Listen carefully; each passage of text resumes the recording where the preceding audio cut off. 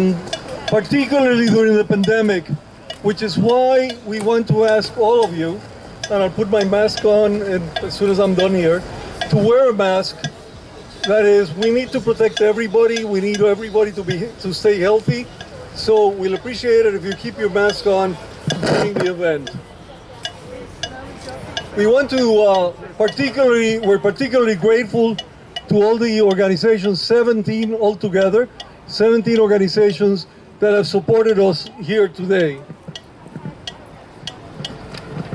The co-sponsors of today's event, in addition to Albany Cuba Solidarity, includes, in alphabetical order, Bethlehem Neighbors for Peace, Capital Area Against Mass Incarceration, and they, particularly Naomi, has done outstanding work in getting this together.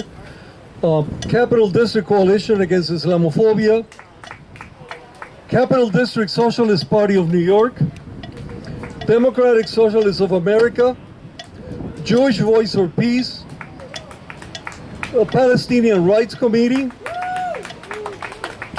the Party for Socialism and Liberation, RAP, that is Release Aging People in Prison, the Saratoga Peace Alliance, Solidarity Committee of the Capital District, Socialist Workers Party, Upper Hudson Green Party, Veterans for Peace, Women Against War, and Youth FX. We're grateful to all of you for your support, not only of this event, but for so many years of support to Albany Cuba Solidarity and to the people of Cuba.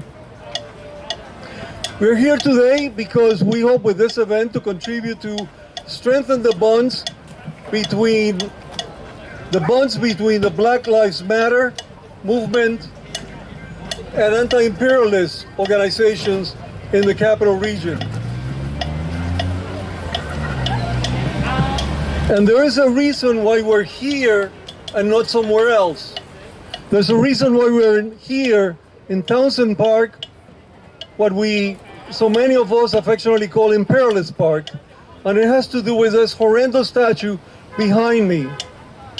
As you may know, it is a statue that commemorates the Spanish-American War, known in other circles as the Spanish-American-Cuban-Filipino War, what then Secretary of State called our Splendid Little War. And it was for the United States a splendid little war because it lasted less than 4 months. And they acquired what they had been wanting from the beginning. They acquired territories not only in the Caribbean, including the entrance to what would eventually be the Panama Canal, but as much as more than 7,000 miles away with Guam and the Philippines. Most every historian agreed that Spain had nothing to do with the explosion of the Maine, that is of an American battleship that the United States sent to intimidate Spain into giving up its colony of Cuba and Puerto Rico. So as you know, the Maine exploded in Havana Bay. Most historians agree that it was the result of an explosion in the boiler. It was a steamship after all. But yet the United States used it as a pretext to go into war against Spain. And it was a very uneven war. Spain had once a very powerful empire. By then, it was down to its last 2 colonies, Cuba and Puerto Rico. It had an aging armada, a wooden armada, against the United States, relatively new iron battleships. But we all know about starting wars for other pretexts. We know that's using the weapons, the non-existent weapons of mass destruction is how we ended up in a war with Iraq. We know how the non-existent attack in the Gulf of Tonkin was a justification for the Vietnam War. And we've seen this again and again from the United States. going to wars for excuses, events that did not take place.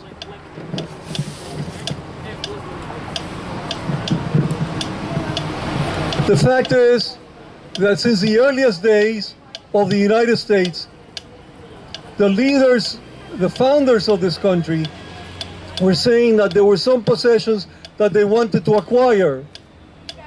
That included, according to Jefferson, Cuba and Puerto Rico, and Jefferson and John Adams coveted those islands. Again and again, they would try to buy these islands or in some other way force Spain to give the islands.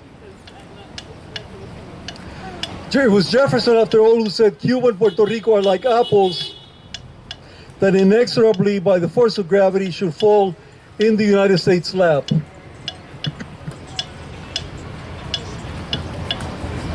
Again, this horrendous statue behind us reminds us of the arrogance of empire. They misspelled the name of our country because they thought that for more than 300 years, Puerto Ricans have been misspelling, that we didn't know how to write the name of our country, and they changed it to the misspelling on this statue. It's just one instance of the arrogance of empire. We're also here today for two other reasons that have to do with dates. The first one, tomorrow, July 26th, is the 67th anniversary of the beginning of the Cuban Revolution with the assault on the Moncada garrison. But today, July 25th, is the 122nd anniversary of the U.S. invasion of Puerto Rico. And in landing, General Miles, who was well known for massacres of Indians, was the commander of the invading forces in Puerto Rico. And he talked about how they had come to bring us the blessings of our liberal institutions to us Puerto Ricans. And yet Puerto Rico at that time, 122 years ago, had more autonomy than we have today, when we have no votes in Congress, we cannot vote for the president, the people that can send our people into wars, that neglected us in the rescuing from hurricanes. And it's not that we want it. Many of us do not want to vote in Congress, to vote for president. Many of us are in support of independence, and that is my own personal reason for being here, one of appreciation for Cuba. And I was telling some friends that in preparing to come here today, I had to think for a minute, is that the Cuban flag or the Puerto Rican flag? And it's because it's no coincidence that the flags are so similar. Our leaders dreamt, and they not just dreamt, they conspired, and they bought weapons, and they fought to make our countries one nation. That's why we say Cuba and Puerto Rico are two wings of the same bird. When you go to the cemetery, the Colón Cemetery in Havana, there are 200 tombstones of Puerto Ricans that died fighting for Cuban independence. And I will, as soon as I retire, be joining in Puerto Rico the Juan Rios Rivera Brigade, our version of the Venceremos Brigade. Juan Rios Rivera was a Puerto Rican who became at one time the most important general in Cuba's War of Independence. So yes, we are one and the same country, and we're proud of that. And Cuba has been the staunchest ally of Puerto Ricans who aspire to be free.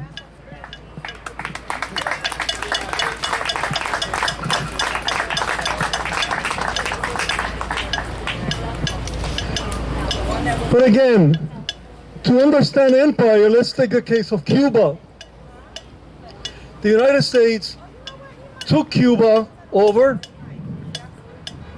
The sugar growers in Louisiana and in other states made pass an amendment that the United States would not annex Cuba. But that did not keep the United States from taking over Cuba's best bay, Guantanamo Bay, where they were to, according to a treaty, a treaty that is long expired. They were to establish a coaling station only, not a base. And today, 122 years later, they're still there, even though practically all nations in the world, 190 out of 192 members of the United Nations, have demanded that the United States end its illegal embargo of Cuba and return Guantanamo to Cuba. The case of the Philippines shows empire at its worst. I, like you, went to a school system where we were told that the United States fought for freedom in this country and has helped to bring freedom to other countries. Well, at the time of the Spanish-American Wars, the Filipinos, like the Cubans and Puerto Ricans, were fighting for their own independence. And when the American troops landed in the Philippines, they were received by the Filipino revolutionaries fighting for their independence under the leadership of Aguinaldo. And Aguinaldo fought with the American troops to expel the Spaniards, hoping that the United States would grant Philippines what it had long been wanting and fighting for, its independence. And when Aguinaldo and the Filipino revolutionaries realized that that was not the case, they began a war of independence against the United States. And it was a horrendous war of independence that even Congress concluded the United States had committed many, many war crimes. The correspondent of the Philadelphia Ledger wrote about the Filipino War, the present war is not bloodless. It's not an opera bouffe engagement.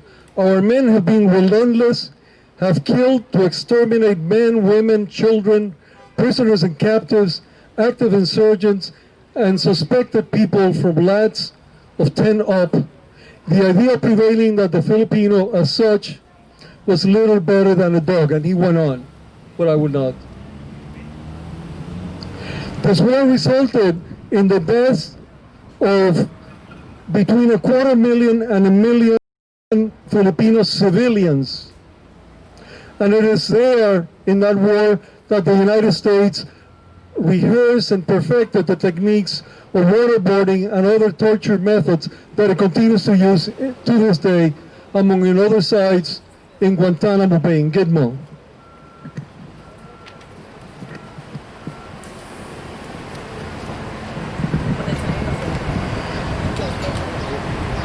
So I, like you, learn in school about what a professor of mine once called the thesis of the naive imperialism. That is that the United States accidentally have ended up with this empire with no intent. And yet we know now that Admiral Alfred Mahan had proposed only 30 years earlier a strategy that suggested that the United States had to dominate not only the Atlantic, but the Pacific, that it ought to build a canal in Panama or in Nicaragua, a canal that would allow the United States to dominate, was his word, to dominate the Pacific and all of Asia, and identified not just Cuba and Puerto Rico and the Caribbean, the keys to the entrance to what would become the Panama Canal, but specifically identified Hawaii, Guam, and the Philippines as the territories that the United States ought to use. This is, after all, the era of steamships, and they needed coaling stations to support empire in its grabbing of further possessions, and as seeking cheap raw labor and market for its goods.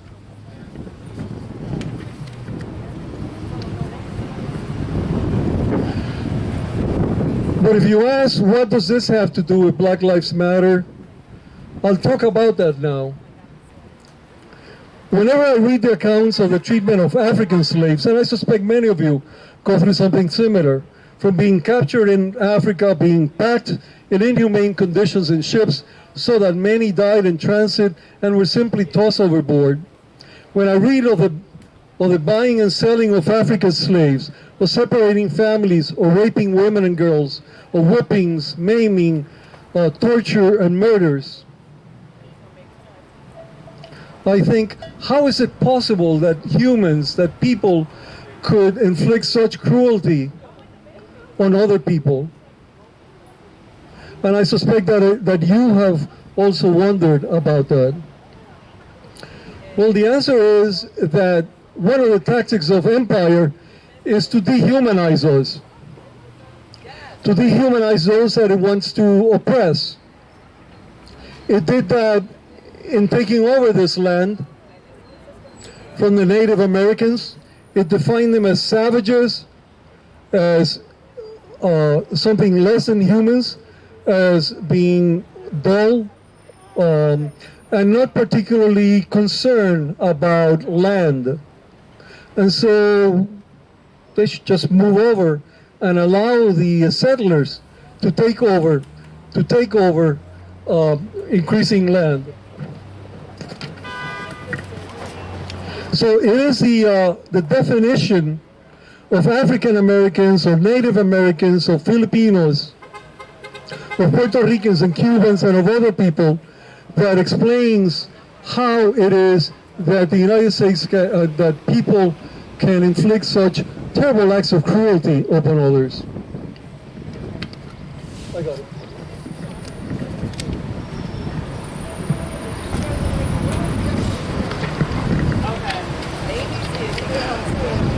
And so I learned a word that they have for us, as Senator Albert Beveridge described us as being mongrels. That is an animal or plant resulting from various interbreedings, especially dogs, or mixed or undetermined breed. At the same time, empires and slave masters are said to have God on their side. Their preachers have taught them that God has given them a mission to civilize the world, to bring the blessings of their enlightened form of government to us mongrels and savages. That is the manifest destiny of the United States. It's, after all, it's for their own good. It is God's plan that they do this, that they civilize us.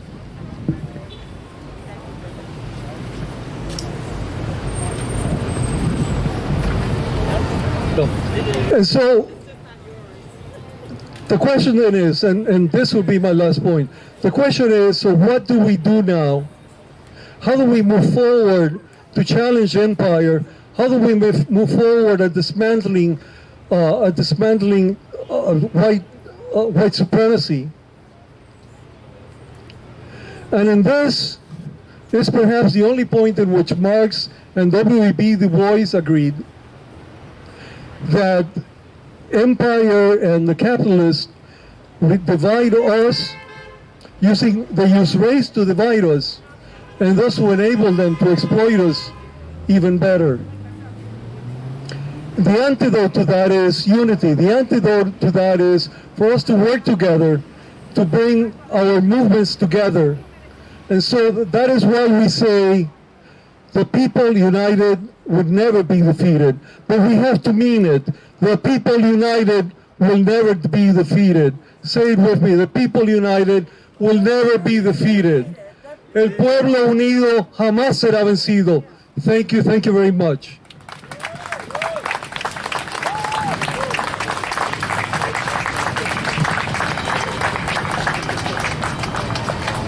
Where's the starter? What do I do?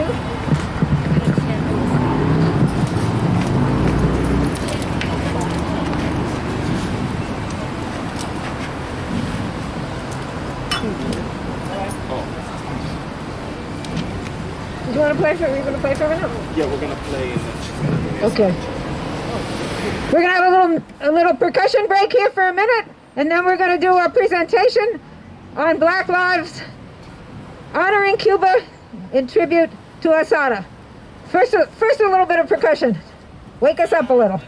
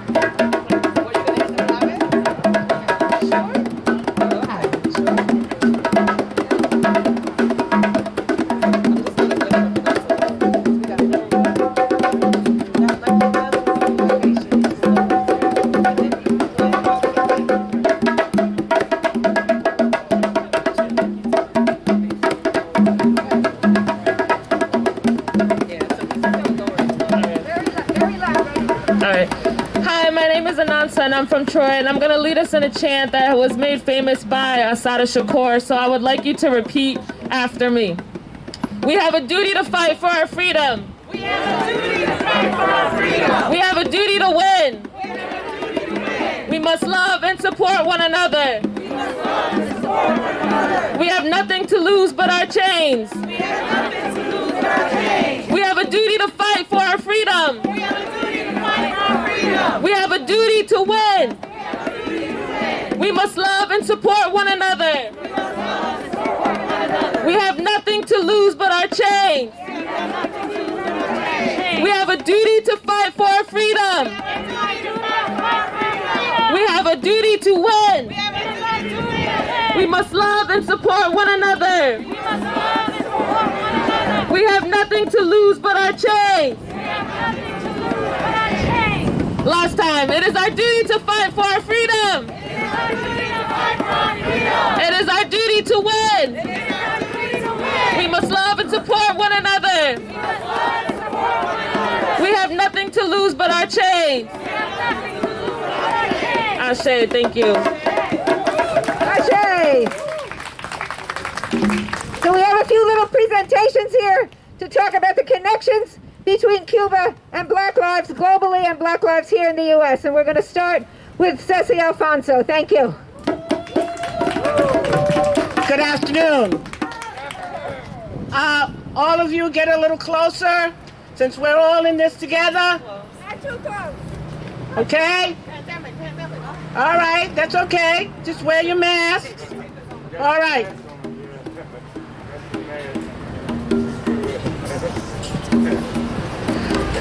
I tend to be one of those people that says, who you are, what you do, reflects what you believe. So the personal is political. And I was asked, I'm old enough to remember that, I was asked to share some of my personal perspective and experience and to also connect the dots. First of all, a little bit of the personal. I am an obviously Afro, Puerto Rican, Cuban woman born in America.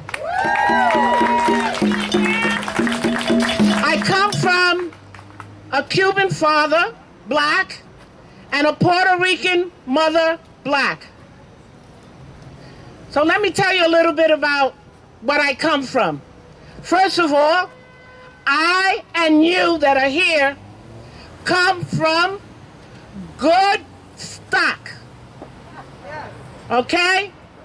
That's why you got up today and you came here. Because you know that the personal is political. You could have been at Lake George. You could have been at the mall. But you're here. And let me give you some of the reasons why.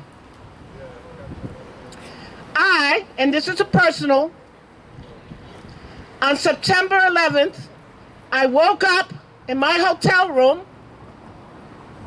I looked at the TV and saw the first tower being knocked down.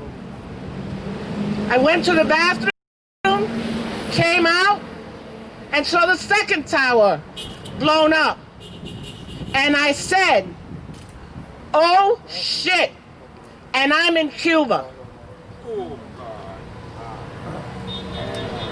I want you to know that at that moment, I got a knock on my door. A black Cuban male came in and said, ma'am, you are in the safest place in the world. All right? And one of the reasons for that was because Cuba, like that man said to me, we didn't have a goddamn thing to do with blowing up those towers. And we do not want America to do what it did that precipitated the Spanish-American War and blame us and come in here and try to shoot us up. Number one. Number two, in that hotel room that cost $300 a night was a hotel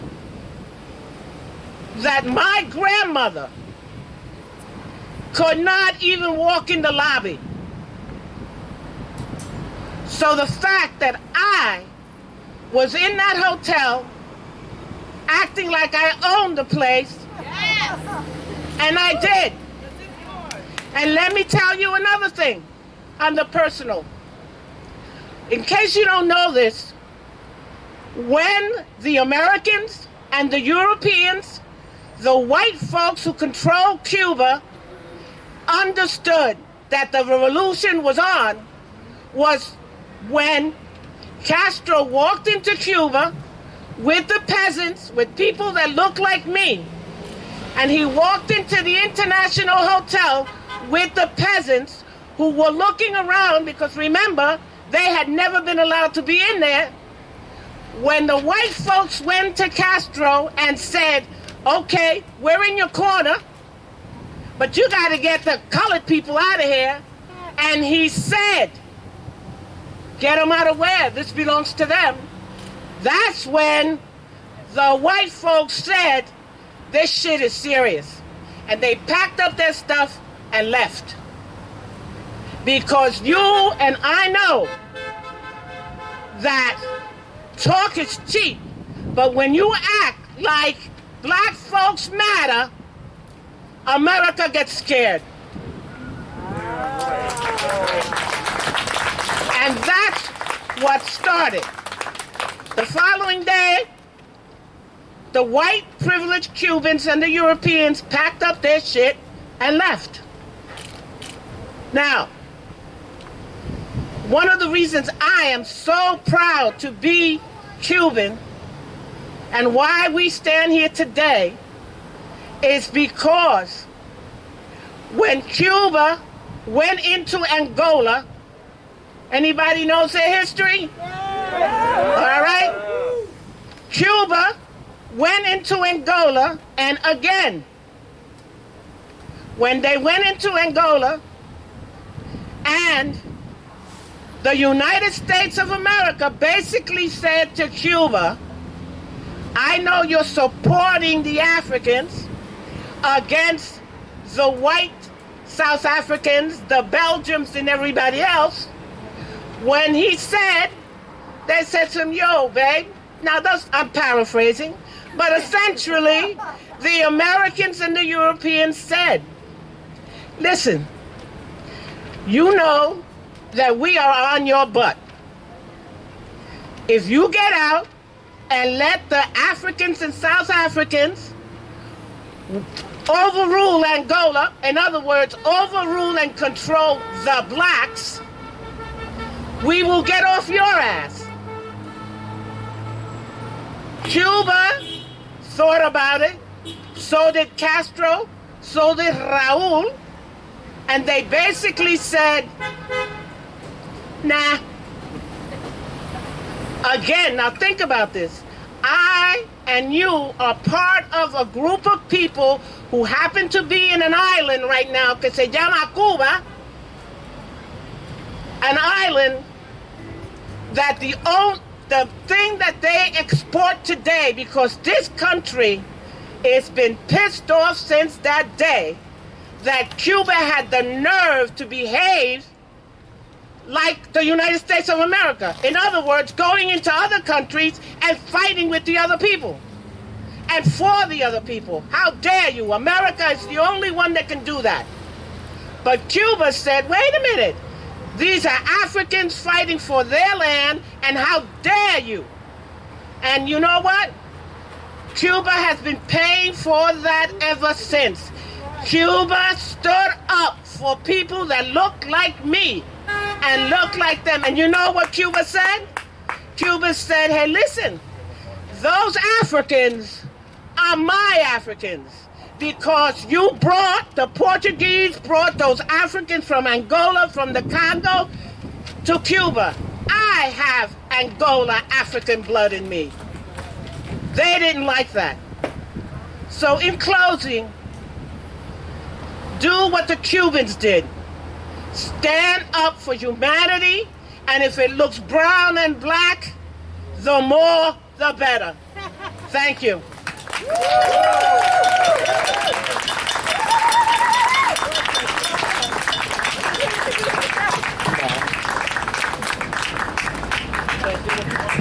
All right, Orgullo Latino.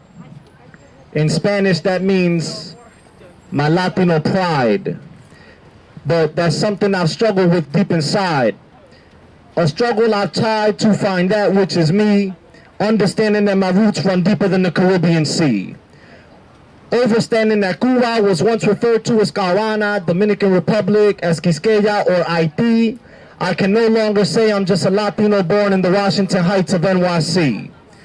But before I get into my story, I always want to know what is the truth that the youth really seek, because whenever I'm in front of my younger sisters and brothers who think that their highest value at that time is their college degree, I always encourage them to take at least one class in Africana Studies. Because I understand that my awareness begins with history.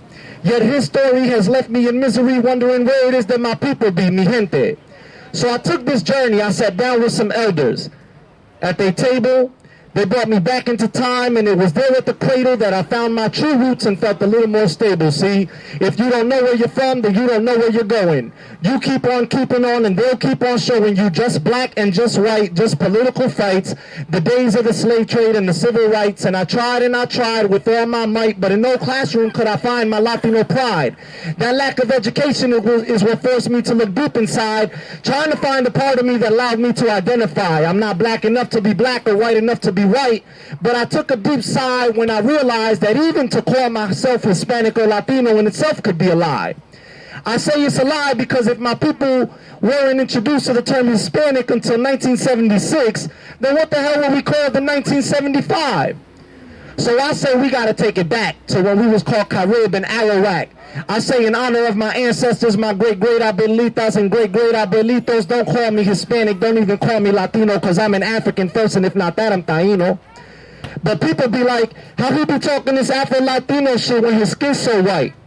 I don't identify with color though, see? I identify with culture and consciousness, and when you do that, then you know for sure what's right. So I tell my people, I hope they listen to this, a public service announcement that shouldn't be missed. My Cubans, Puerto Ricans, but most of all my Dominicans, I be in complete denial of how black they really is. And still I don't expect them to completely agree.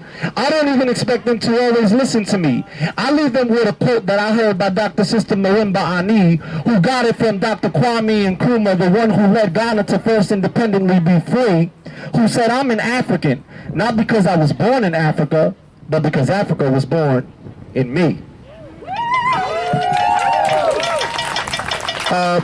So 3 years ago, I was blessed with an opportunity and given a Fulbright to go study in East Africa in Tanzania. I'm rocking a Tanzanian jersey, and I'm going to try to connect the dots a little bit, right? So I was born Cuban Dominican, raised by my Haitian Dominican grandmother, who really never rocked with the Dominican flag. This is all going to make sense in a minute, right? I never really understood why she didn't respect the Dominican flag as much as she respected the Haitian flag, even though we were raised as Dominicans. And a lot of it has to do with the fact that the Haitians, like the Cubans, right, were about real liberty, real independence for all enslaved and all oppressed people. And she always wanted to make sure that we understood that as young, men and women growing up, right? And so when I went to Africa 3 years ago to study curriculum development in Tanzania, I was given the term Mzungu by the people in Tanzania. Mzungu in Spanish is like a gringo, right? This is an American. This is white boy from America. And when I told one of my professors that I was studying with at the Institute of Kiswahili that I was actually Cuban Dominican, he taught me how to say in Kiswahili, Mimi Mzungu, meaning I am not just a regular American. He told me to teach and tell the people of Tanzania that I'm Cuban. And I promise you that this shirt, they would have charged me $40 American for if I was just Mzungu, a gringo. But when I told them that I was actually Cuban, man, they gave me this shirt just on what we call GP, General Principle, right? Because in Tanzania, in East Africa, if you visit the village of Bagamoyo, you'll see the schools that the Cuban assistants helped build in East Africa and Tanzania, right? You see pictures of Julius Nyerere, the first president, right, of Tanzania, next to pictures of Fidel Castro. You see Che Guevara all over, right? And you see semblances of the Cuban Revolution and all of the Cuban assistance in all up and down East Africa. You are respected more in Africa for being Cuban than you are respected in East Africa for being an American, right? And why is that? Because we all know that there's a spirit of resilience, there's a spirit of resistance that travels throughout the African diaspora, right? And Cuba has always answered the call of resistance no matter where. Angola, East Africa, and Tanzania, no matter what. I study and I teach 8th grade and 7th grade social studies here in Albany at a middle school. One of the texts that my scholars read is the autobiography of Malcolm X. And one of the pictures that we study is the picture of Malcolm sitting next to Fidel Castro when Fidel was not welcome in New York City, right? In parts of the U.S. and parts of New York City. But why did Malcolm and the black community in Harlem welcome Fidel to the Teresa Hotel in Harlem? Was because we understood that that spirit of resistance was one and the same, right? That spirit of resistance was one and the same. Malcolm welcomed Fidel, talked to Fidel, spoke with him, okay? And Fidel said that downtown, he had an ice cold reception. When he got to Harlem, it was nothing but warmth and nothing but love, right? And so that's one of the things that we try to teach our scholars, is that this spirit of Cuban resistance, of revolution, is something that we oftentimes are not going to be taught, are not going to be told, right? But we say that there's a picture that's worth 1,000 words, which means that symbols are worth 1,000 pictures, right? And so the symbolism of the Cuban Revolution, we have to continue to teach that. We have to continue, as the elder said earlier, that Puerto Rico and Cuba are one and the same, like Pedro Albizu Campos said, like the Young Lords said, when the Young Lords marched with the Black Panthers, pa'lante, siempre pa'lante. Thank you. Appreciate it.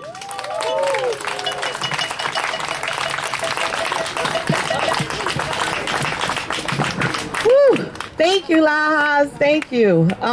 We just got to wake up a little bit, people, because the fact that we're in this moment of Black rising across the globe, not just in Albany, not just in New York State, but across the globe, in my homeland of Puerto Rico, in Brazil, in Colombia, in Cuba, in every Latin American country. And I want to say Latin American country because for those of you who think that Latin Americans are Spaniards, you are wrong.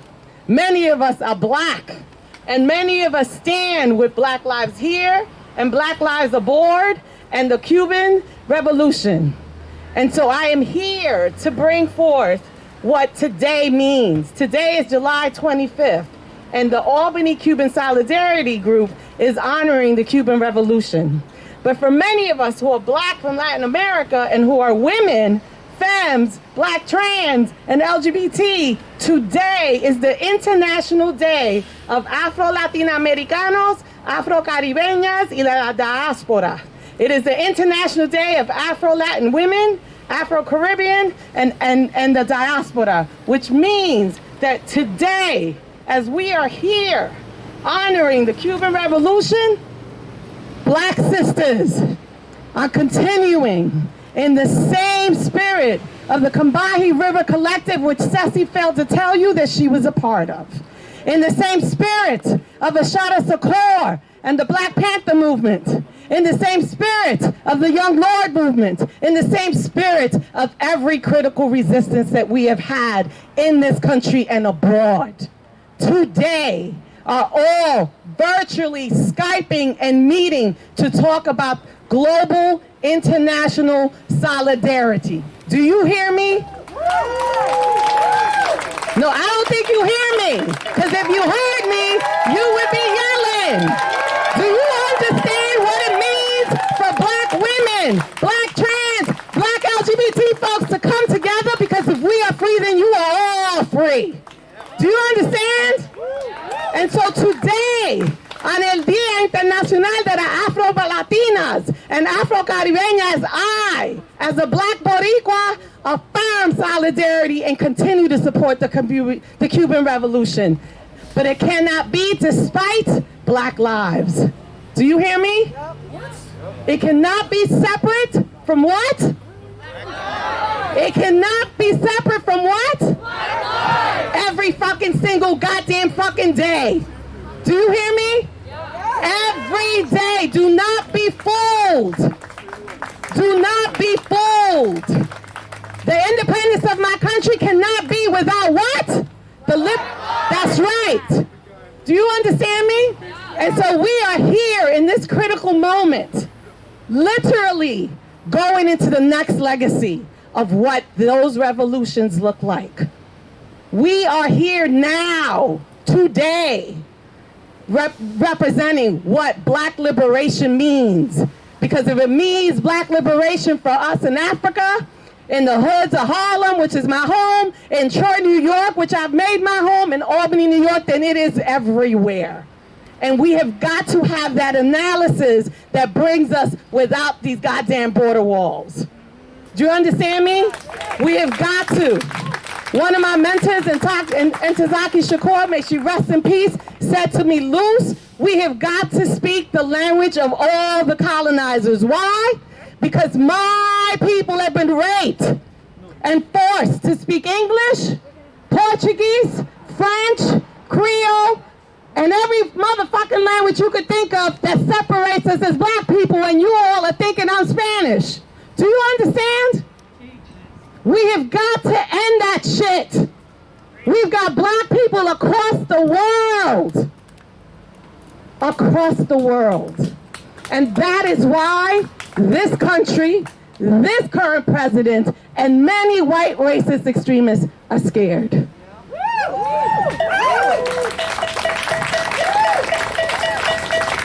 In 1981, Black feminists in Cuba created what's called the first gathering of Black Latin women from Latin America and the Caribbean. That meeting then led to 1992 declaring July 25th as the International Day of Black Women from Latin America. That is today, 28 years later, that my sisters, our sisters, all our people, whether you deem them that or not, and whether or not you think they have a vagina or not, I don't give a fuck. But Black women are leading this motherfucker. And we look and speak every language, and we bring all of our issues. Because unless our bodies and our land is seen as sacred, then nothing else is going to be liberated or sacred. Nothing. And so, as my daughter led you in that chant, I want to remind you that the movement for Black lives is rooted in the movement for Black lives, which is certainly in solidarity with the Cuban Revolution always. It is not a surprise to me that Assata Shakur got sanctuary there. It should never be a surprise to any of us, and it should never be a surprise that whenever we talk about the Cuban Revolution, we include the Black Panther Party honorary Assata Shakur. And that we begin to expand how we think about Black lives. And what does that mean? That does not just mean Blacks in America. That means Black in every goddamn continent in this world. Because once we do that, we will not be hopeless. We will see the fight, and we will be clearer about what the goal is. We will be clearer. The transatlantic slave trade didn't just come to America. The shit went every fucking where. Everywhere. And I need you all to understand that. I look the way I do because my ancestors were raped. Do you understand me? Lahas look like he do because the ancestors were raped. But politically, we have our heart in Africa in the same way Cuba does as well. And so we have to follow that. And we have to stop this idea that we're talking about able-bodied straight people. We are talking about all Black lives. All Black lives. None are disposable, ever. And so if they're killing Black men here, they're killing Black men in Brazil, they're killing Black, right? They're killing Black people as well, and Black women. And most of all, our children, slowly. And so I thank you for allowing me to be here and to bring my day in connection with Cuba. but there's so many connections, and we better start making them. Because if we miss them, then we miss critical opportunities to continue the legacy that folks like Naomi and Ceci and Barbara Smith and Audre Lorde and yes, Assata began for us. And so we cannot. So we're gonna open up our eyes. We're gonna listen to some badass music from Taina Asili. Yes? Okay, good. And I'm gonna turn it over, and so thank you.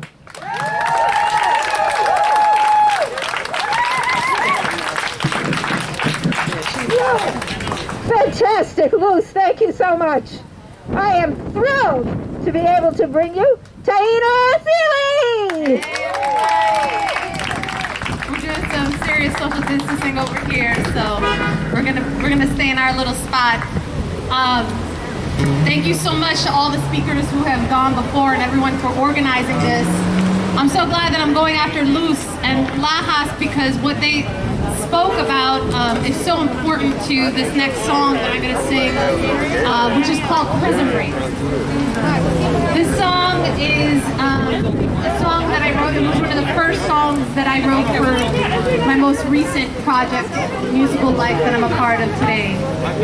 And it's very much inspired by Assata Shakur, who you will hear referenced in this song. But what it speaks to is the movement to free political prisoners that I've been a part of for over 20 years. Now, when I wrote this song, I had recently read Assata's autobiography, and I'd also recently gone to Cuba. And there were several things that I started to understand through my work in the political prisoner movement, through understanding that history and that present day reality, right? Because many of those political prisoners are still incarcerated. Mumia Abu Jamal is still incarcerated. Leonard Peltier is still incarcerated. And many of them are free. Assata Shakur is free. Assata Shakur is free because of Cuba. Let it be known, Assata Shakur is free because of Cuba, because of this understanding that this liberation movement is not something in one particular country or another, but this is a global movement, and we all need each other. Malcolm X had Fidel here in New York State, and Cuba had Assata, and continues to take care of Assata. We have to remember this history, and we have to acknowledge this present day reality because it affects our Black liberation movements today. As we see, our government is taking hold, right? People are being taken up into vans and incarcerated, stolen. And you best believe that if we don't pay attention to our history, if we don't acknowledge those who are currently incarcerated, and if we don't acknowledge that we need to not only work as people in the United States, but also as a global movement of liberation, of Black liberation, right? We're gonna continue to see history repeat itself. More political prisoners, right? So that's what this song is about. It's called Prison Break. To break free from the prisons that we live in. The mental prisons, the physical prisons, and the spiritual prisons. To remember that we are all in this work together across the globe to break free. Yeah, yeah, yeah. Hey, yeah. Don't you hold me down, no. Don't you see that I am flying? I slip from your grip 'cause I am free. Don't you hold me down, no. Don't you see that I am flying? I slip from your grip 'cause I am free. This war is just a war. These bricks were made to fall. The cider broke through your facade, and so can we. so can we. This world is just a wall. These bricks were made to fall. A cider broke through your facade, and so can we. So can we. I said prison break. Gotta start to mend these walls. Prison break. The system bring on our soul and body. Prison break. Tear self-hatred from our tattoo skin. And know that we are worthy. Prison break. Cause we're all locked up, and the only way to freedom is to free ourselves. Prison break. So I inherit the wind, I am a sea. Prison break. Dance across the other dangerous weed. Don't you hold me down, no. Don't you see that I am flying? I slip from your grip, cause I am free, am free. Don't you hold me down, no, no. Don't you see that I am flying? I slip from your grip, cause I am free. This wall is just a wall. These bricks were made to fall. I said I broke through your facade, and so can we, so can we. This wall is just a wall. These bricks were made to fall. A side I broke through your facade, and so can we, so can we. I said prison break. All those who came before to bring us freedom. Even they started with a vision. So today my voice, it is a siren, lashing out with echoes to smash these walls. Don't you hold me down, no. Don't you see that I am flying? I slip from your grip, cause I am free, yeah, free. Don't you hold me down, no, no. Don't you see that I am flying? I slip from your grip, cause I am free.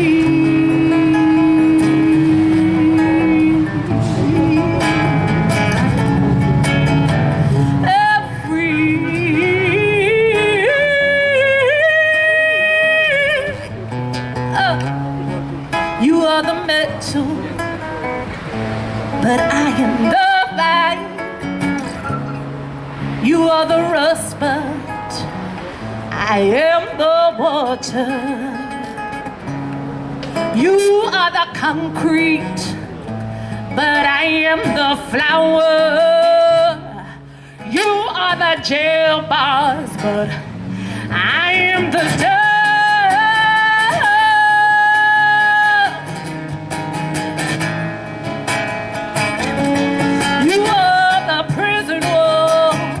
But I am the love.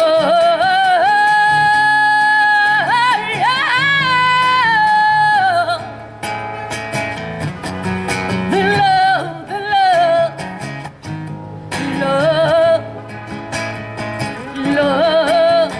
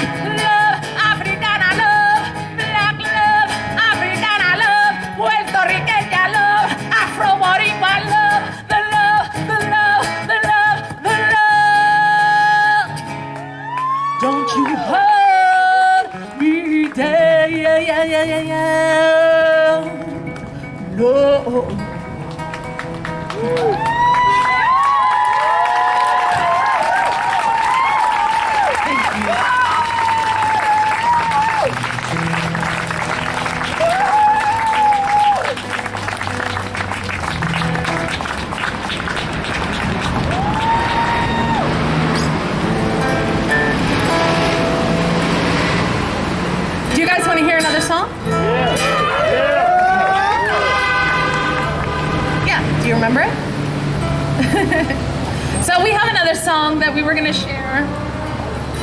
We just learned it this morning. And we've never performed it, obviously, publicly. But this is a song that I love. It's called La Masa by Silvio Rodriguez de Cuba. Does anybody know it? La Masa? You're gonna learn it today. All right. Sofrito. You want sofrito? Yeah! All right, let's do it.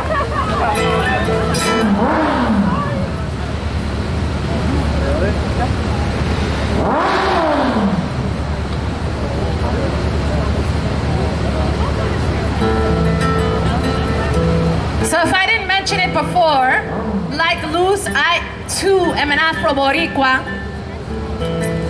And this song is called Sofrito.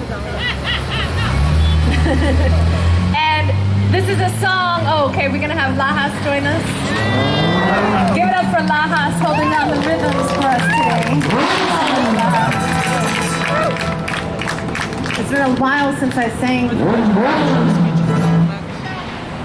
Anyway, this song is called Sofrito, and you know, Cuba is our sister island, right? This is we are all familia in the Caribbean, and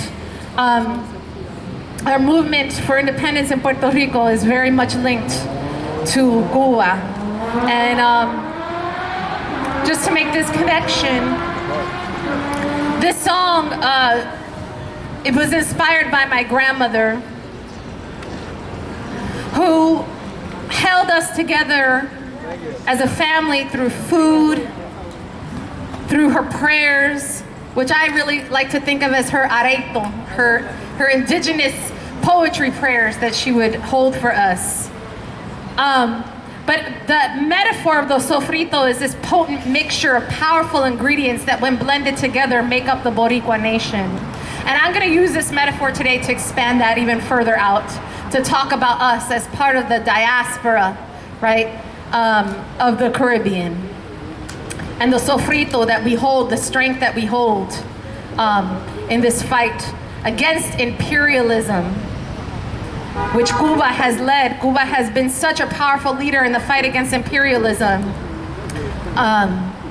So that is the sofrito today. That is the sofrito is the metaphor for this struggle and this fight. So when we together sing sofrito, as I hope you will, I want you to keep that in your mind and your heart today. Okay.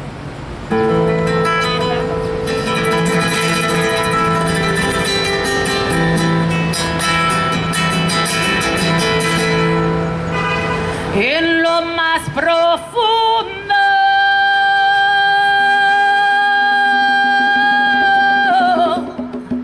de mi memoria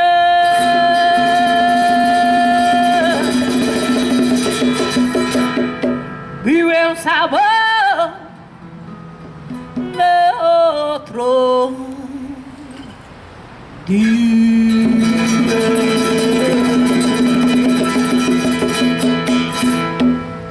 Es el olor de mi fuerte ascendencia.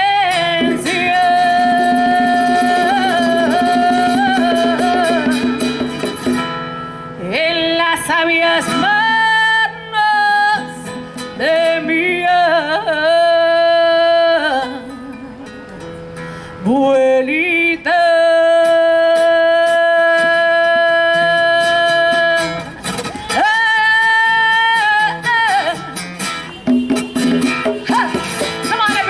Put your hands together.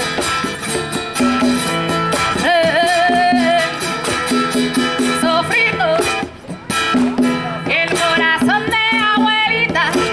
Yeah, yeah. Sofrito, el corazón de abuelita.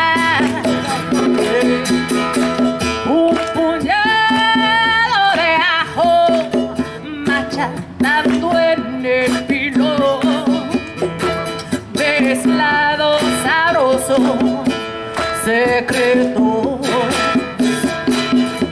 representan la fuerza de mi pueblo, la potente mezcla que somos y el poder de la tradición.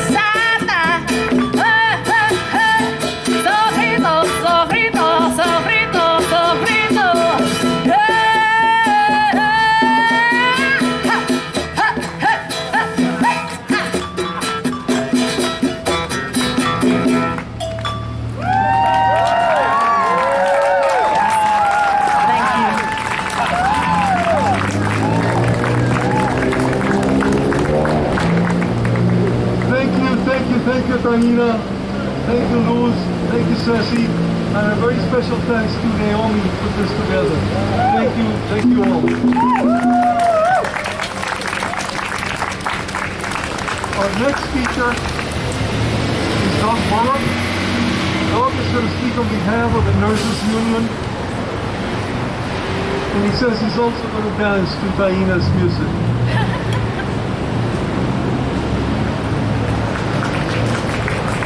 Okay. I want everybody to know that the Nurses Association, the nurses, our first-line workers at Albany Med, do not have a contract. They voted for the union, and there's 1,200 nurses at Albany Med that voted for the union, and that hospital does not want to give them a contract. They have threatened them with layoffs. They have threatened them with wage freezes. There's a current wage freeze going on at Albany Med, and I want everybody, when they take action, to come on out and support them, please. They are our first responders. Come on out and support them. The Nurses Association, the New York State Nurses Association, also supports single-payer health care. Yeah. They are one of the best unions in America. They've been supporting it. They support it in the state legislature, New York Health Act, and they support it nationally. And they are on the front line of single-payer health care. And who's got single-payer health care? Cuba! Yeah! Of course! We don't mention it in America. But when you go to Cuba, you don't have co-pays. You don't go to the doctor. Guess what? The doctor comes to you. The doctor comes to you in your community where you live. Does that happen here? No. Thank you. We need single-payer health care like Cuba has. They have a system that has really fought COVID-19. They have one of the lowest rates in the world for infection. They have a disease cure, interferon, that the United States will not even consider. And, you know, they will not take any aid whatsoever from Cuba, who has one of the best healthcare systems in the world. And guess what? They help other countries too. Yes. They helped Italy. They're going around the world and helping the world fight COVID-19. What are we doing in the White House? We finally wore a mask. It took that man 6 months to wear a mask. Yeah. Shame on him. Vote him out. Thank you, everybody.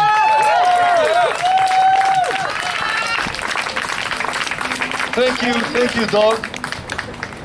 Doug is not only with the Nurses Union, but him and Solidarity have always been with us, the Capital District Solidarity Committee. Thank you for all you've done, Doug. Thank you. Our next speaker is Mia Morozov from Jewish Voice for Peace. Thanks, Mia.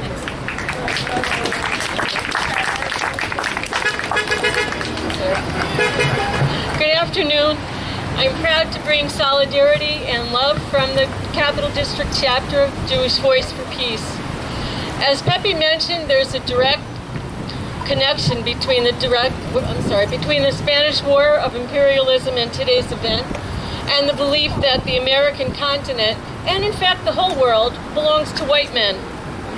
We celebrate the strength of the Cuban Revolution and the concrete examples of solidarity that that Cuban people provide every day.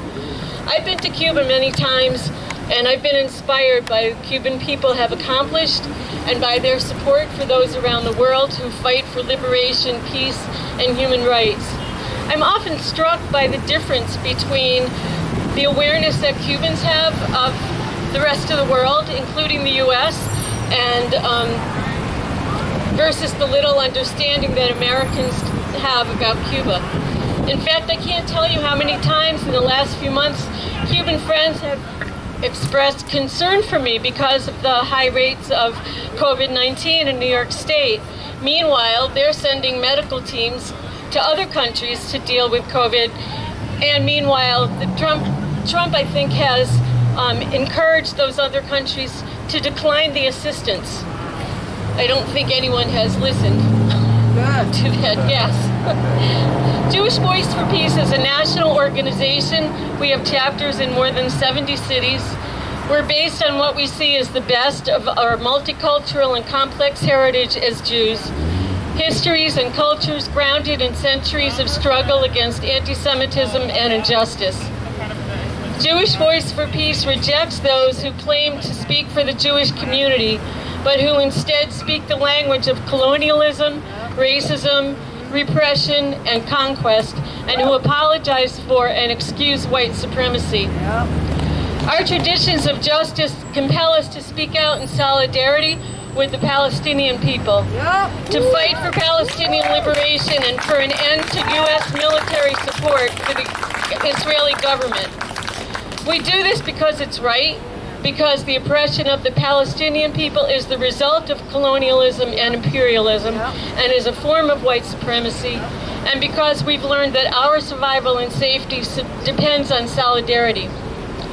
We understand that white supremacy is a combination of systems and structures that have many close relatives, such as imperialism, colonialism, and Zionism, cousins such as fascism, and children such as mass incarceration, police brutality, grossly underfunded education and healthcare systems, and at the southern border, separating brown children from their parents and housing them in appalling conditions. It's a very close family, but our family is even closer. It's all of us here today and all of the sponsoring organizations. It's our brothers and sisters around the country who've risen up in the past several months to defeat racism and demand justice. It's our cousins in Cuba who have built a new world in spite of being in the backyard and previously in the back pocket of the United States, and those throughout the world who courageously fight for peace and freedom. Together, we have a power that is much stronger than white supremacy and all of its friends and relatives. Their motivation is greed, and their power is based on fear and ignorance. Our power, the power that guides us, is, as Che said, revolutionary love. So it is with love, respect, and solidarity that Jewish Voice for Peace proudly stands with everyone here to fight white supremacy and imperialism at home and abroad. Thank you.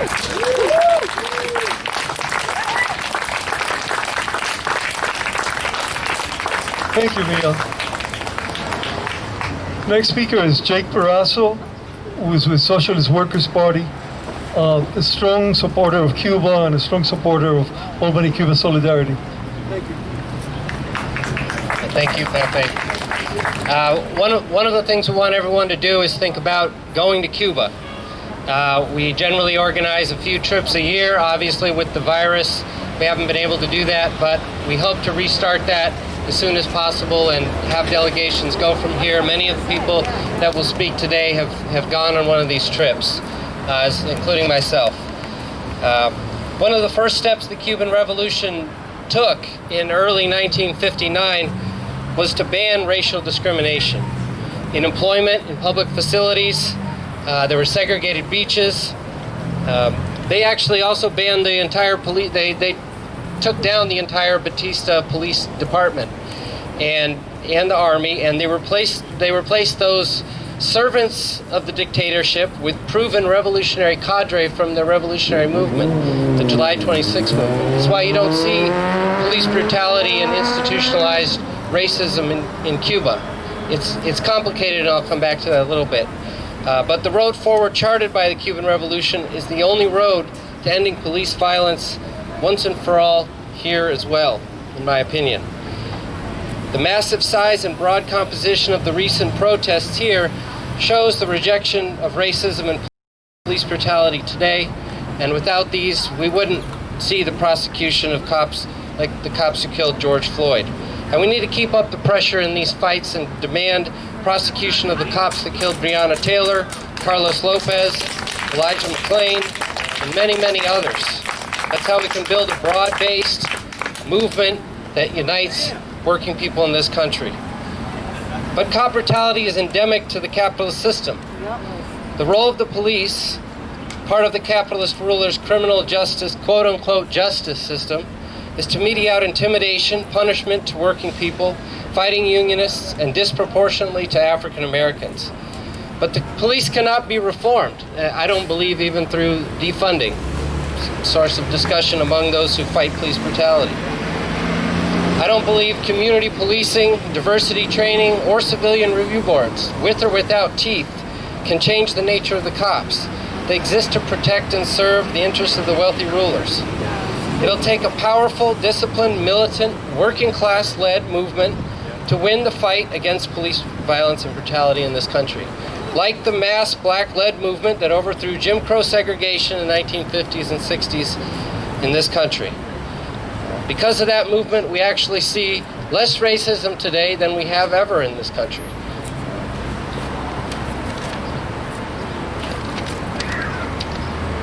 Pepe pointed to the pre-revolutionary history in Cuba. It's very important. It was one of the last countries to abolish slavery, as it was dominated by imperialism.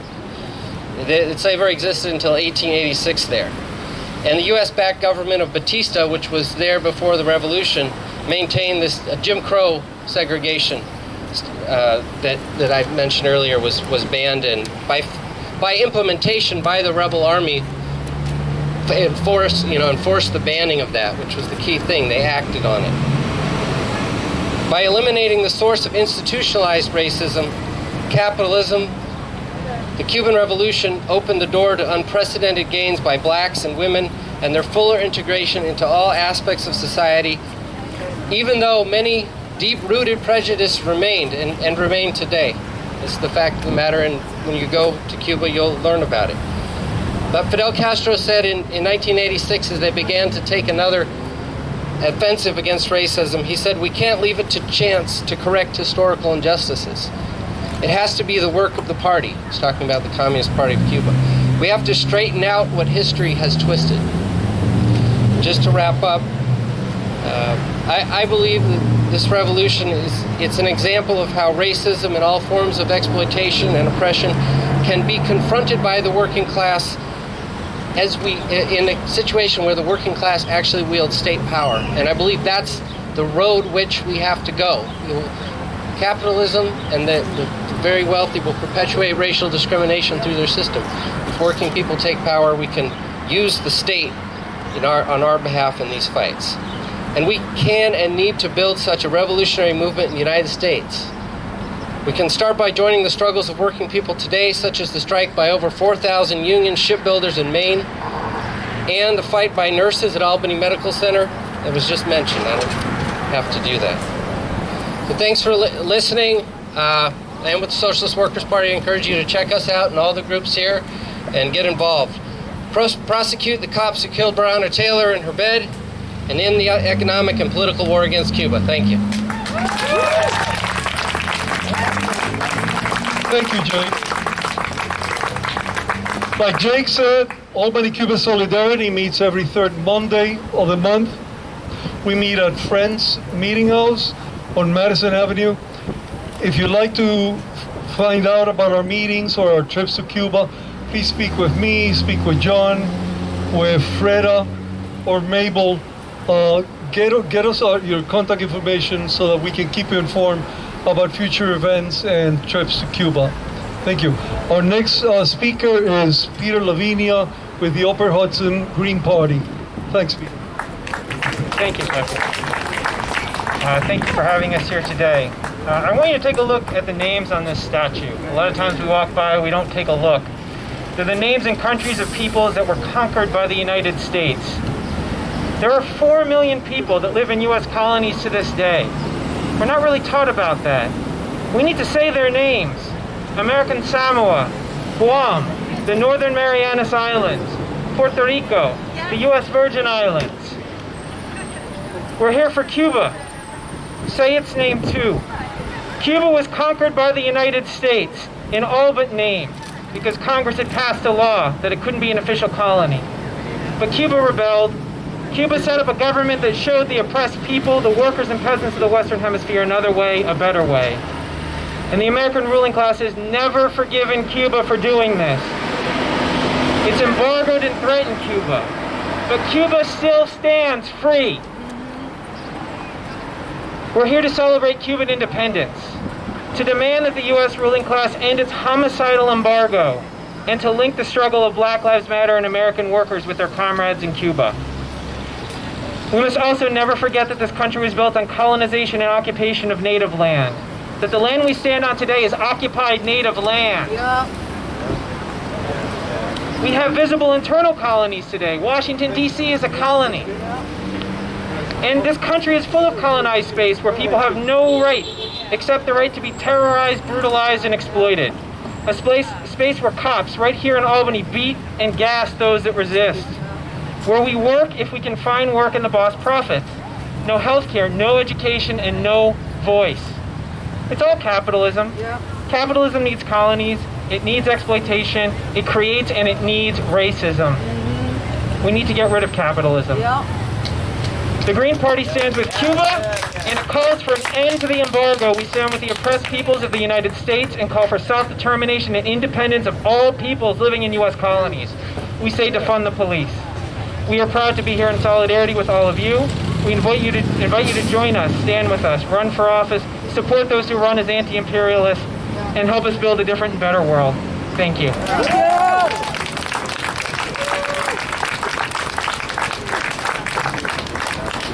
Thank you, Peter. Our next speaker is Ayad Al-Kurabi with Capital District Against Islamophobia. Thank you, Ayad. Assalamu alaikum, everyone. I'm actually here on two hats. The Palestinian Rights Committee, because I'm from Palestine, and also the Capital District Coalition Against Islamophobia. Before I start, I want to do a shout out and maybe a mourning because we lost a fellow good community organizer maybe about a month ago. Fazana passed away through cancer. So I'm still mourning that loss because her and I were going to do some great projects of developing like a Rainbow Push coalition within the Muslim community. So that took a lot to losing such a friend of mine. So being from the Palestinian perspective, the Syrian perspective, it is really beautiful to see everyone, working together. I am blessed to be a part of the seed building of these movements coming together spontaneously. One of several people throughout the country who developed intersectionality with the groups we talk about: Cuba, Native Americans, Palestinians, LGBT folks. So we developed this encompassing movement building strategies, and beautifully, spontaneously is coming into reality. With that being said, we need to love each other, care for each other more, because you notice the right is responding, and Trumpism is responding by snatching us. So we need to understand security culture, and we need to develop a buddy system movement. And I just want to talk about something about Palestinian and Cuban solidarity work. So us Palestinians had a long standing solidarity with Cuba, as well as South Africa, with training, guerrilla training, armed struggle. And that is one thing that I take pride in when it comes to solidarity work. And that's something really important. And in terms of Black Lives Matter, I just want to say the Israeli occupation is horrendous. There are Black Palestinians out there, there are Afro-Palestinians out there, but also there's an occupation among African refugees who get dismantled, destroyed, discriminated against, and killed because they were Black in Palestine under occupation from the Israeli apartheid. So I just want to say here as a Palestinian, we got to keep fighting, we got to stand strong, and with mindfulness, we will win. So I want you all to say this with me. I don't need a mic. Resistance is justified when people are occupied! Resistance is justified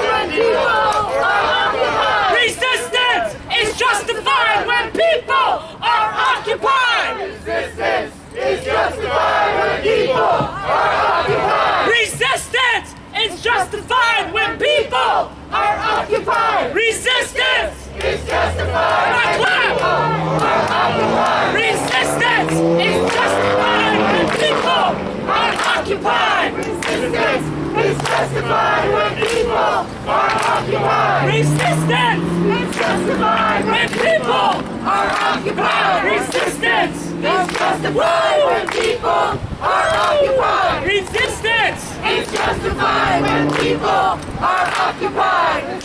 Long live Cuba! Long live Palestine! Long live Black liberation! Long live everyone! Thank you, Aya. By the way, so people have spoken to me with interest in Albany Cuba Solidarity, interest in our trip. We don't know for sure about our trips, but I do know I'm a psychologist by training, and I'm working with Pastors of Peace, trying to organize a trip for November, a trip that's going to have a special emphasis on healthcare and mental health care in Cuba. So again, if you're interested in that, let us know, let us have your contact information. Our next speaker is Chris with the Party for Socialism and Liberation. Thank you, Chris. Thank you. Brothers and sisters, the murder and oppression of black people is central to Wall Street and the political interests that support it. This is a system of murder and oppression of black and brown people around the world, from Latin America to Africa to the Middle East and beyond. This system is capitalism. A system where the police protect Walmart but murder George Floyd. It is a system where the police at their core serve and protect only the ruling class, the 1%. It is this system, the system that pours billions of dollars into war around the world, that keeps us beaten down and struggling, without health care and without quality housing as a right.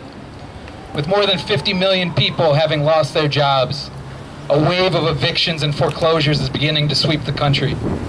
The number of homeless is growing.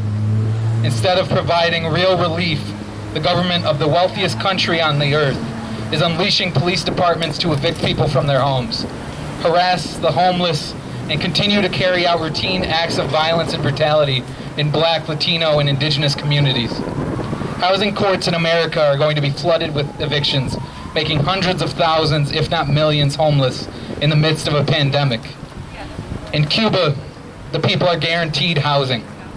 Their socialist revolution, even on a poor island, has eliminated landlordism. In 1960, 1 year after the revolution, the government instituted the Urban Reform Law, which aimed to transform tenants into owners of their housing. Within a few decades, 85% of Cubans own their own home. For the small portion of Cubans who are not homeowners, the Urban Reform Law stipulates that no more than 10% of a family's income is paid to the government as rent. Socialism is an economic system where society's resources are first directed to meet people's needs. Cuba exports doctors and medicines around the world, while the United States exports bombs and death. Why are there homeless people when there are empty houses? Because the system of capitalism prioritizes the private profits of a few over all of society. The same police who brutalize black people in the streets are the ones forcing poor people out of their homes. Because our country constantly puts profits over people, leading the masses to living poor, butchered half-lives. Cuba shows us that a better world is possible. A world free of the profit motive that fights for black liberation. We just have to fight for it and take what is rightfully ours.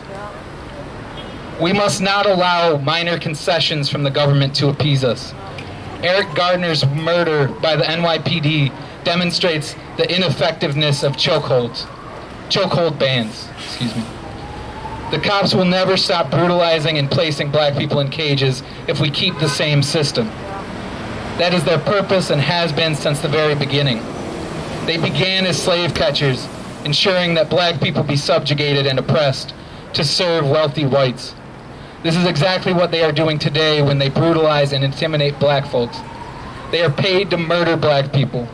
But when we protest, when we demand Black Lives Matter, the government responds by sending in the tanks, tear gas, and other violent weapons. We are at a boiling point in history. Just as water goes from liquid to gas, we too can change states. So long as we continue to raise the temperature, stay in the streets, and keep up the pressure. Following in the footsteps of the Cuban revolutionaries, we can rid our country of landlords, of police brutality, and white supremacy. Together, we are an unstoppable force that will bring this capitalist system to its knees, that will put people over profit, that will fight for black liberation, that will fight for socialism in this country. Join us. Power to the people.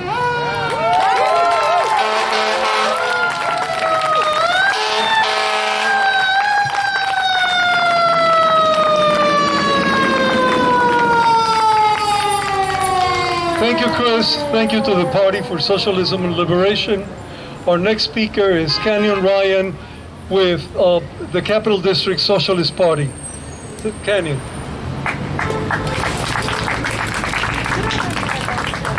Hello, thank you all for coming out. Thank you to the 16 other organizations that are co-sponsoring this event, and thank you to the organizers who are able to make this possible.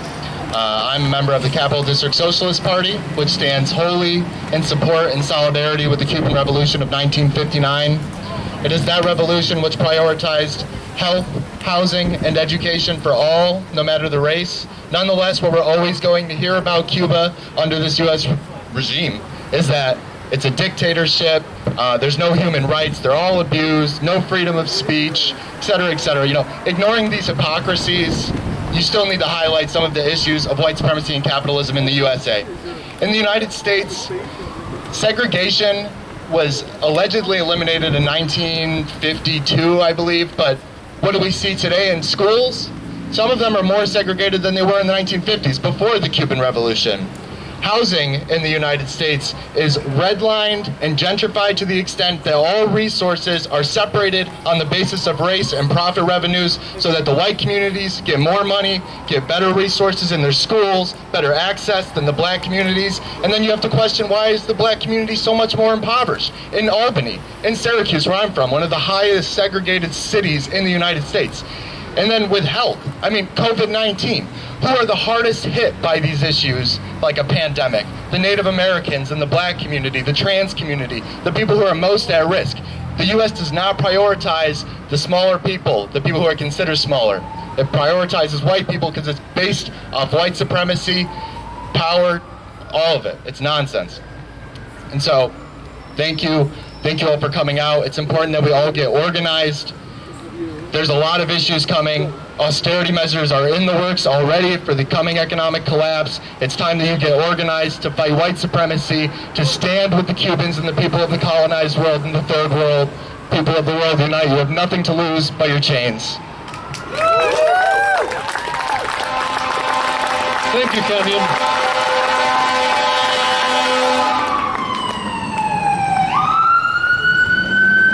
I mentioned earlier that Albany Cuba Solidarity has been working for 12 years in support of Cuba and the people of Cuba.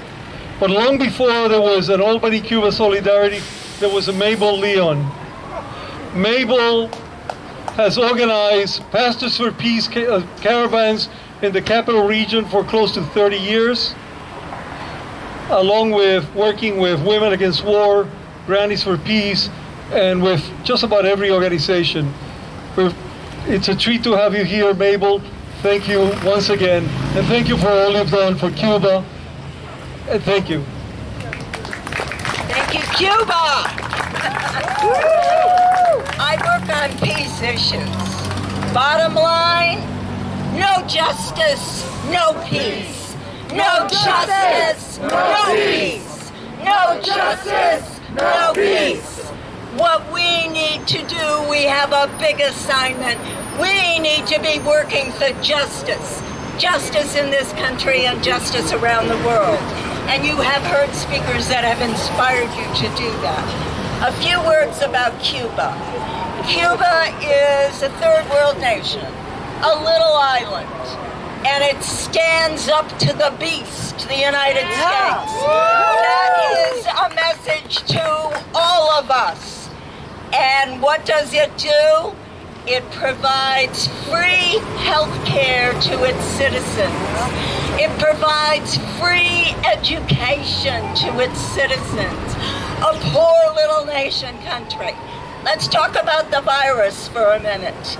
We are the richest nation in the world, and we have one of the highest rates of infection of this virus and the highest death rate, no matter what your president tells you. And it is taking a huge toll disproportionately on people of color. And why is that? That is because people of color do not have equity. They often don't have health insurance and are on the line of first responders. They have been targeted by this virus. Now let's look at Cuba. Cuba has one of the lowest rates of infection in the world. We have so much to learn from Cuba.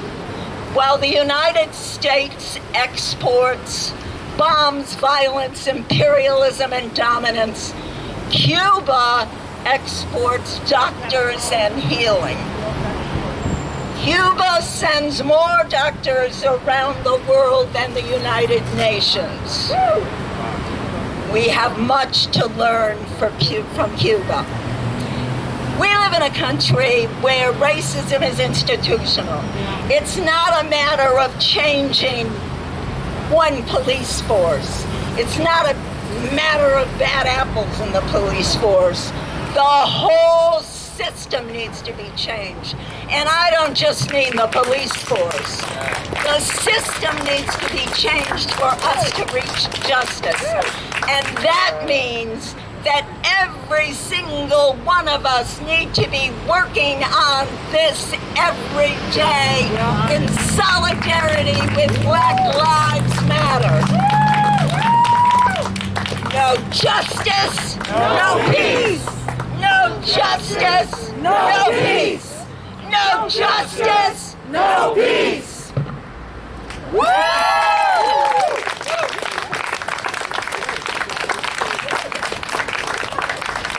Thank you, Mabel, for everything you do. We have one announcement, unless all the people may have announcements.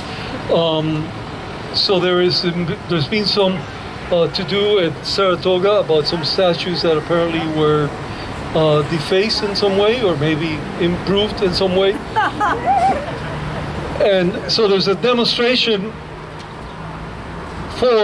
it's called